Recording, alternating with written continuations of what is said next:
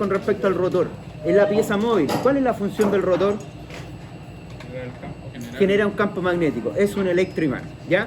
Tiene dos terminales de conexión, que son estos. Puede ser positivo o negativo o viceversa, ¿ya? O la entrada y la salida de la bobina. Conforme los carbones alimentan, ¿cierto?, el rotor, la corriente eléctrica empieza a circular por acá y se produce ese campo magnético, ¿ya?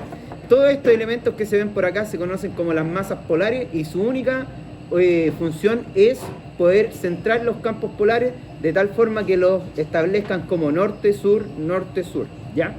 Un imán. Por lo tanto, para generar electricidad nosotros necesitamos dos cositas acá. Necesitamos una bobina, ¿ya? Y necesitamos también un imán.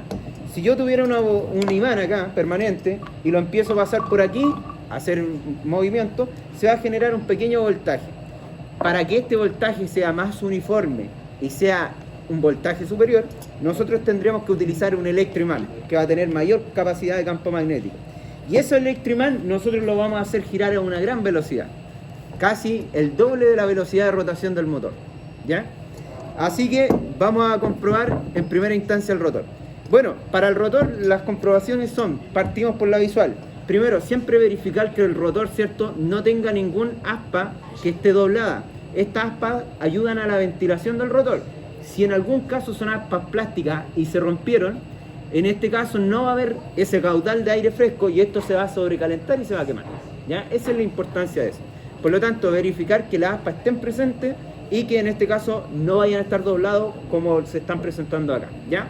Luego de eso, la inspección visual radica, ¿cierto?, en los anillos colectores. Verificar, por ejemplo, si el anillo colector presenta un desgaste o no. Aquí tenemos un anillo colector en muy buen estado, donde yo puedo verificar a simple vista y sin uso de piedímetro que el diámetro o el estado se encuentra sumamente bien. Pero, si nosotros tomamos este otro colector, nos fijamos que existe una rebada considerable, un valle bastante profundo. Ese valle, ¿por qué se genera? Por el roce de los carbones. Aunque el carbón sea más blando, siempre igual se va a desgastar un poco el colector. Cuando eso sucede, ¿cuál es la operación correcta? Vamos a extraer este rodamiento y cuando ya esto, por ejemplo, ya, no sé, yo veo que tiene esta canalización, voy, lo mido con el pie de metro y verifico que el fabricante me decía mínimo 25 milímetros y tengo 23, es hora de cambiarlo.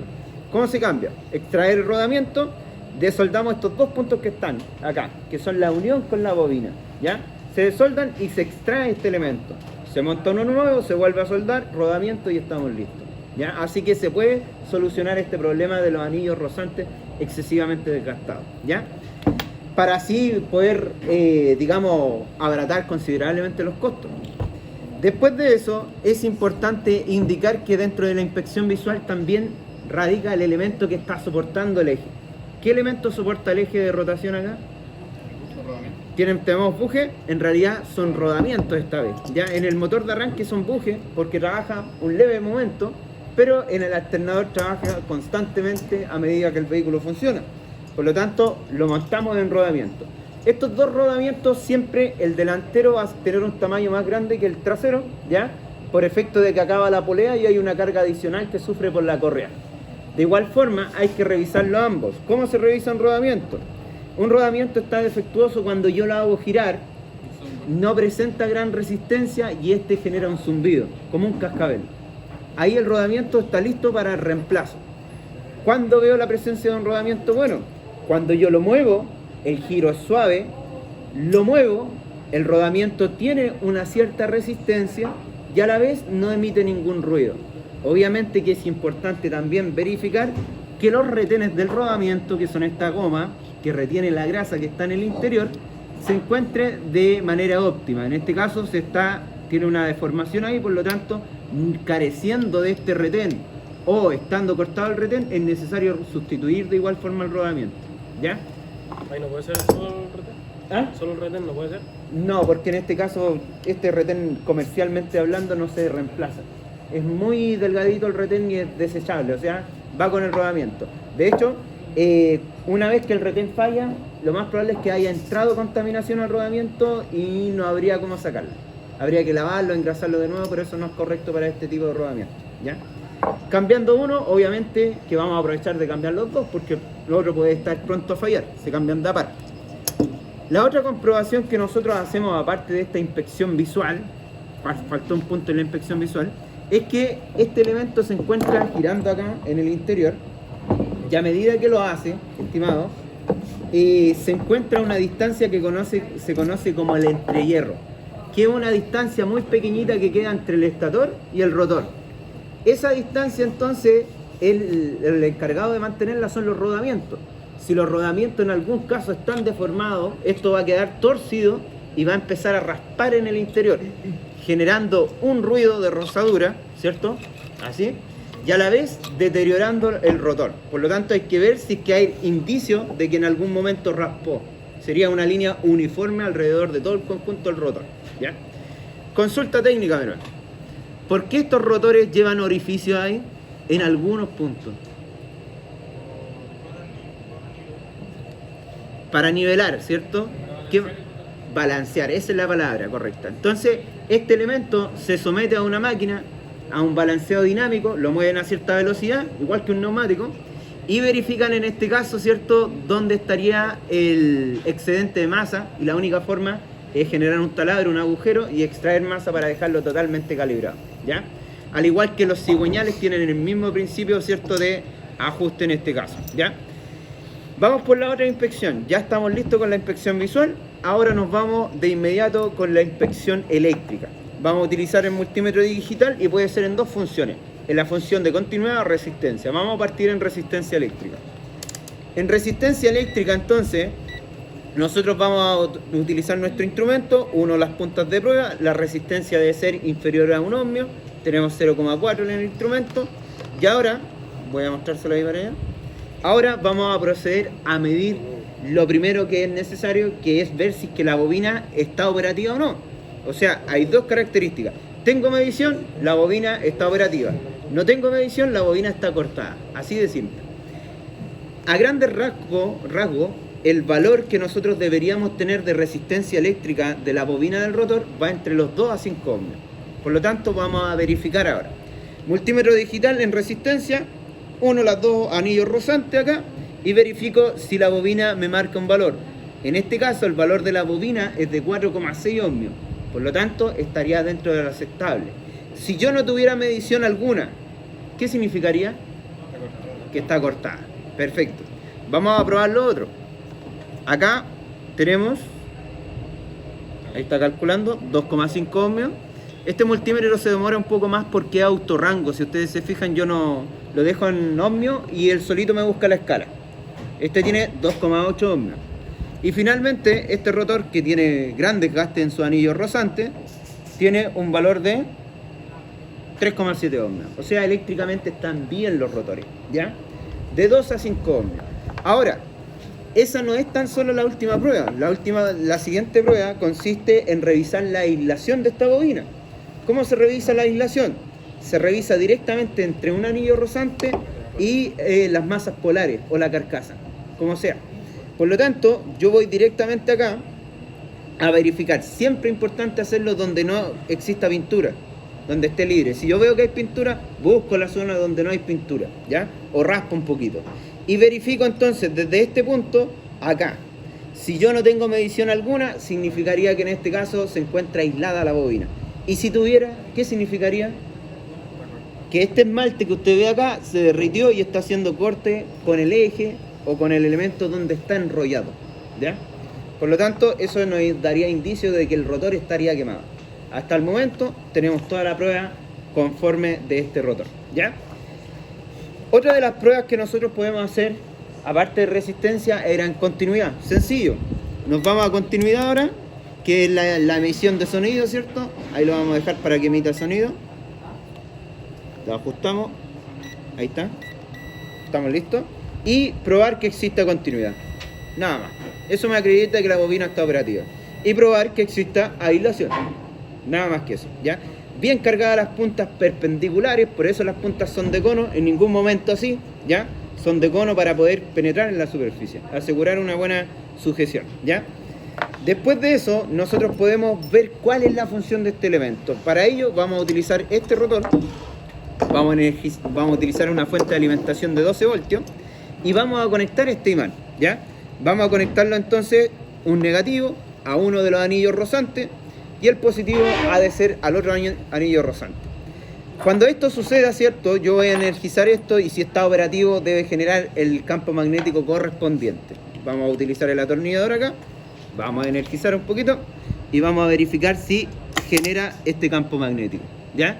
Entonces claramente el rotor, si ustedes ven ahí chispea, eso quiere decir que hay consumo, ¿ya? Y genera su campo magnético de manera adecuada. Lo que ustedes ven ahí, que se demora cierto tiempo, es un campo magnético residual. Queda con un poquito de campo magnético mientras se descarga, ¿ya? Por lo tanto, el alternador, en el rotor en este caso, estaría completamente operativo. ¿Dudas, consultas hasta acá? Ahí está nuestro electroimán. Vamos por la otra pieza. La pieza fija. ¿Cómo se llama la pieza fija inmóvil? El estator. Dos tipos de estatores. Pueden encontrar de 3 terminales o de 4. En el curso del Lectude, en el apartado de estator, le dice qué características que tiene cada una de estas, ¿ya? Para este caso nosotros tenemos 4 terminales. Eso da indicio de una conexión en estrella, ¿ya? Y vamos a proceder a comprobarlo. Puede ser en resistencia eléctrica, en continuidad, lo que ustedes gusten. Básicamente es, tengo medición, están conectadas las bobinas. Y puedo buscar el punto en común. Si ustedes se fijan en este terminal, hay un punto en común que es donde se unen todas las bobinas, que sería este. Así que yo me voy a centrar en ese punto en común y voy a comenzar a revisar todas las demás, ¿ya? Vamos a morder por acá para asegurar la buena medición, ¿ya? Entonces vamos a dejar ahí, listo, y empiezo a probar. Primera bobina, tenemos continuidad con esa bobina. Segunda bobina, hay continuidad. Tercera bobina, hay continuidad. Le puede medir lo mismo en resistencia eléctrica. Vamos por resistencia eléctrica. Ahí está. Tenemos valor resistivo. La bobina tiene continuidad. 0,4. Después la otra bobina. Ahí está calculando el autorrango. 0,4. Y la siguiente. 0,4. Por lo tanto, todas las bobinas están al mismo valor, ¿ya? Si ustedes se fijan, el multímetro pasa de escala a escala. Les dije autorrango, selecciona sobre su escala. Pero uno de los inconvenientes son que se demoran un poquito más. Ya en el otro, si yo lo ajusto en 200, va marcando de inmediato, ¿ya?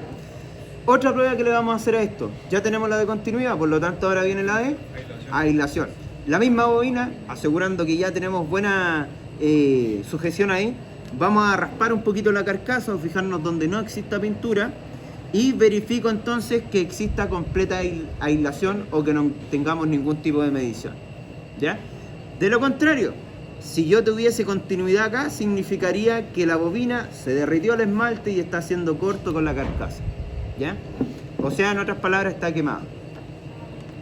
El rotor también tiene inspección visual, o sea, yo de repente puedo ver el rotor y me doy cuenta acá que existen unas rayaduras, como que algo rozó ahí por un mal montaje. Entonces mi responsabilidad es que cuando veo estos temas tratar de aislarlo, porque recuerden que esta es pintura aislante, dieléctrica.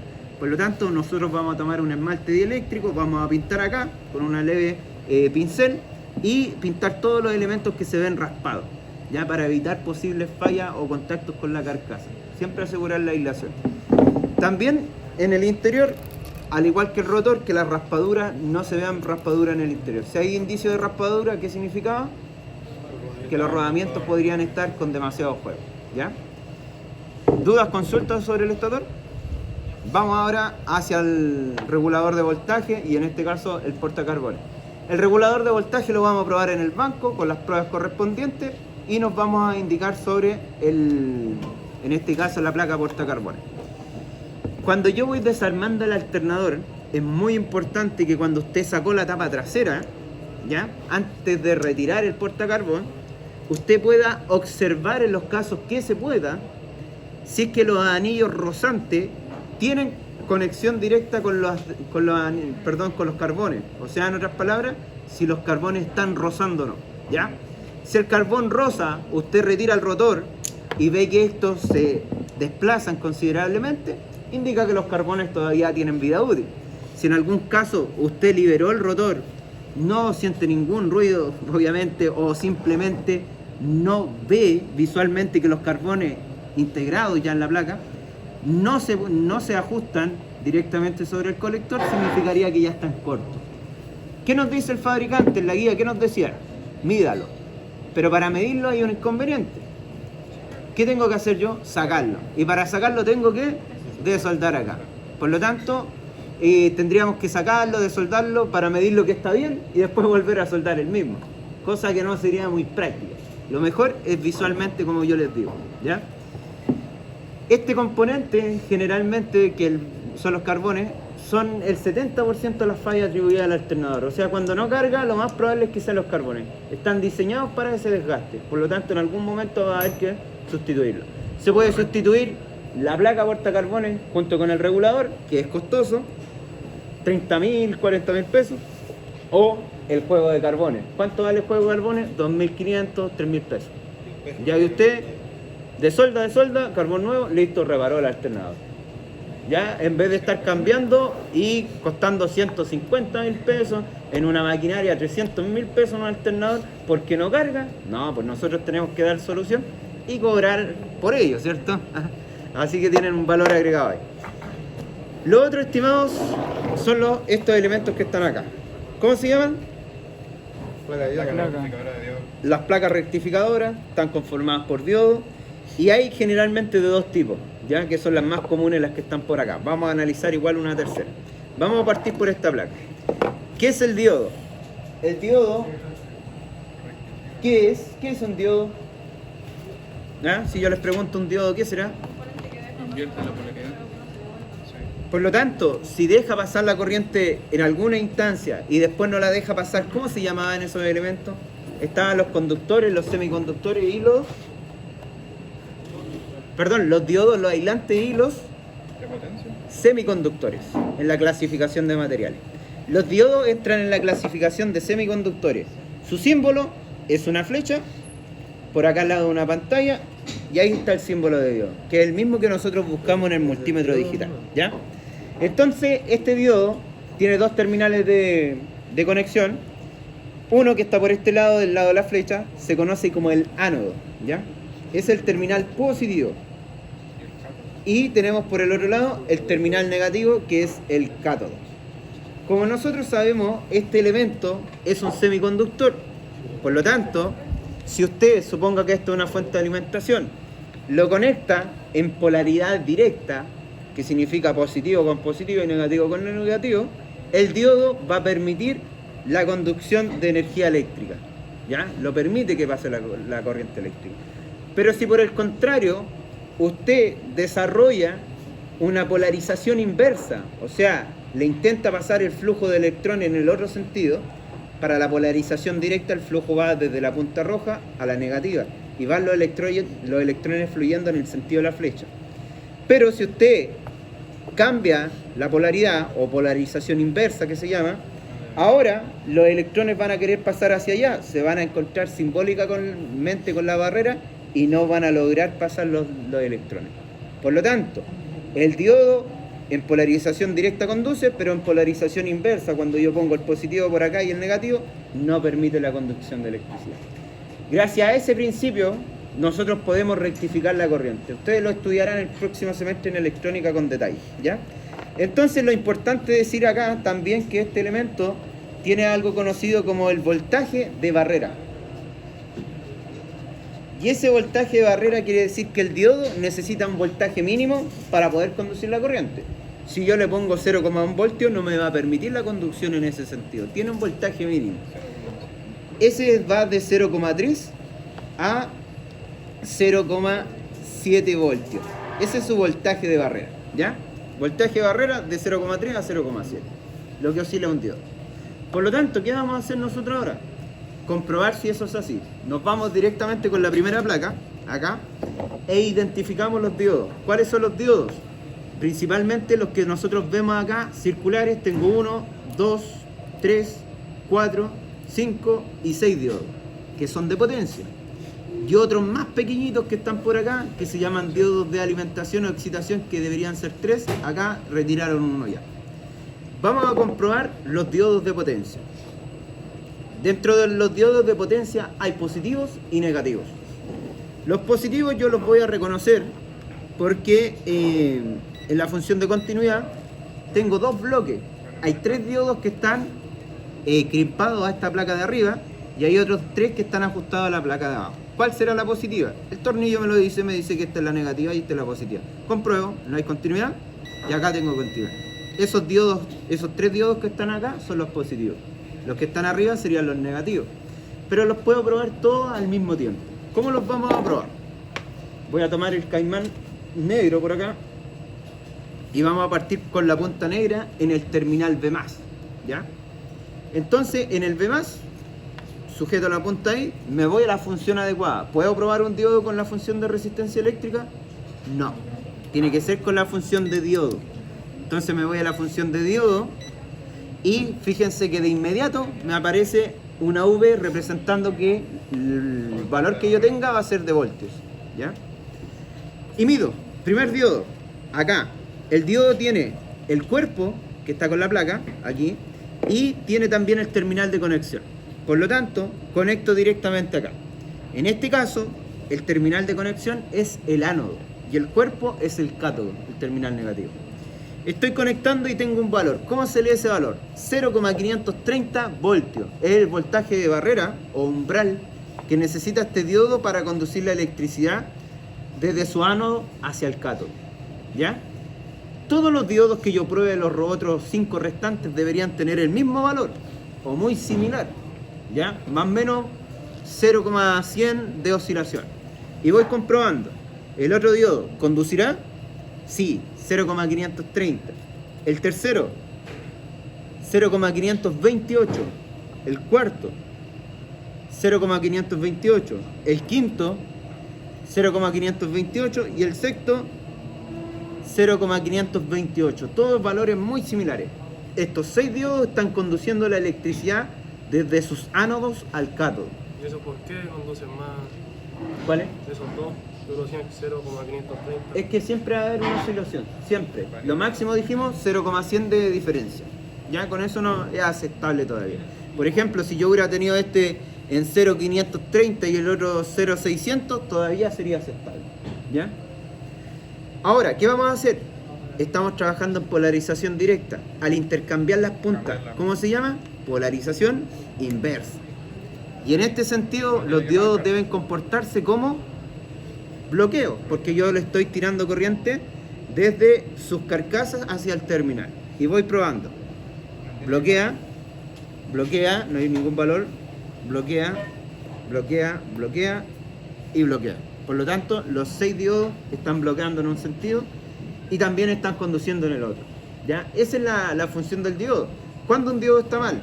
Cuando yo hago esta medición bloquea, intercambio la punta de prueba, cambio la polaridad y vuelvo a bloquear. O sea, no hay valor. El diodo está cortado. Cuando en este caso yo tengo, qué sé yo, un valor resistivo acá, un valor de voltaje de umbral, y por el otro lado intercambio las puntas y tengo un voltaje también, significa que el diodo se está pasando.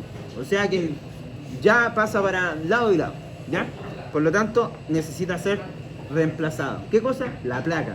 Porque cuando los diodos de potencia están malos, se reemplaza la placa, ¿ya? Pero cuando los de alimentación están malos, se pueden desoldar y reemplazar los de alimentación. Vamos a probar los 3 de alimentación. Vamos por el primero. Acá. ¿Tenemos valor? No hay valor alguno. Por lo tanto, al otro lado que deberíamos tener un valor de barrera, de estar bueno. En este caso, 0,569. Voy por el otro diodo. Vamos a buscar el valor de barrera de inmediato. 0,569, saltamos a 0,558 voltios. Invierto las puntas y si está bueno, ¿qué debería suceder? Bloquear y no marcar valor alguno, como es el caso. Esta placa, los diodos que están presentes están operativos, pero obviamente que falta uno acá y sin ello, sin ese diodo, lo más probable es que no funcione correctamente el alternador. ¿Ya? ¿Dudas, consulta con esta? Ya, siguiente. Diodos cuadrados. En este caso son 8 diodos. ¿Por qué son 8 diodos y acá son 6? Porque cuando son 6, tiene que jugar un par por cada bobina. Si son 6, lo más probable es que hubiese sido una conexión en triángulo, porque hay 3 puntos. Cuando son 8, es porque la configuración es en estrella y tiene que jugar por cada punta que ustedes ven acá un par de diodos. ¿Se entiende? Tengo 4 puntos acá, 8 diodos, tengo 3 puntas en el estator, 6 diodos. Par ¿ya? por punto. Un par por punto. Uno positivo y uno negativo. Entonces nos vamos directamente con esta segunda placa. ¿Cuáles son los diodos? Los cuadrados. Hay 4 que están adosados a este lado y 4 por este otro lado. Vamos a ver de inmediato cuáles son los positivos. ¿Cómo lo reconozco? Probando acá. Si tengo continuidad, entonces nos vamos a continuidad. Ahí está. Prueba el instrumento, sonido. Ahí está. Y pruebo. ¿Será esta la placa positiva? Sí, esa es la positiva. Esta, nada. Por lo tanto, esta es la positiva. Entonces vamos a marcar nosotros acá que esta viene siendo nuestra placa positiva. ¿Ya?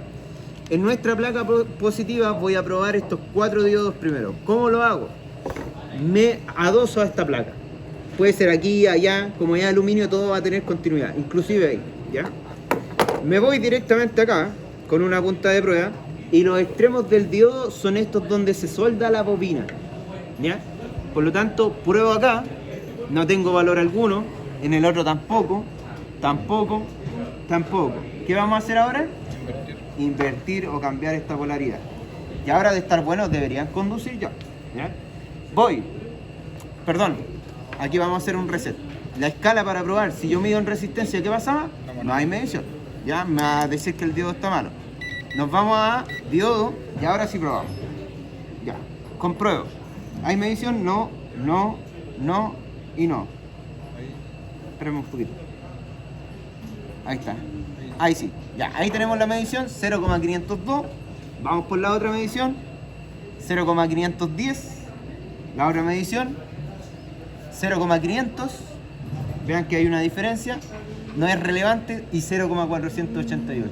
Por lo tanto, osciló dentro de los 100. No es relevante la variación. Intercambio las puntas ya que ahora estamos en la función adecuada. Y compruebo.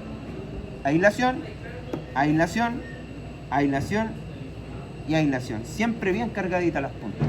¿Ya? Luego, ya que comprobé estos 4 positivos, voy a comprobar los negativos. Lo mismo, pero esta vez me voy al bloque negativo. Con la punta negativa, entonces, ahí en ese sector, compruebo. Primer diodo, ¿tenemos valor? Nada. Nada. Nada. Y nada. Intercambio puntas. Cambio de polaridad. Ahora deberíamos tener nuestros voltajes de barrera similares. Ahí está, 0,492. Después 0,540. Ahora 0, vamos a poner bien las puntas. Cuando eso suceda hay variación, usted clave bien las puntas, ¿no? Asegúrese de la buena sujeción ahí con la placa y el diodo. Ahí está. 0,492. Y finalmente el último diodo, 0,507. Todos los diodos oscilaron bien. Todos bloquearon, todos condujeron en un sentido. 8 comprobados. Ahora me voy con los 3 restantes de alimentación que están por acá. Hay placas que tienen y otras que no. Esta también tiene, así que vamos a probarlo. Ahí hay valor, nada. Intercambio las puntas. De estar bueno, deberíamos presentar un valor. Ahí está el voltaje barrera. Siguiente. Tengo un valor. Ahí está. Intercambio punta. No tengo valor. Está bien. Tercer diodo y último de alimentación. No tenemos valor. Intercambio las puntas. Y ahora deberíamos tener valor. Todos los diodos condujeron y aislaron en sus sentidos correspondientes. Por lo tanto, esta placa está completamente operativa. ¿Ya? Ya tenemos un defecto que le falta un diodo. Acá nosotros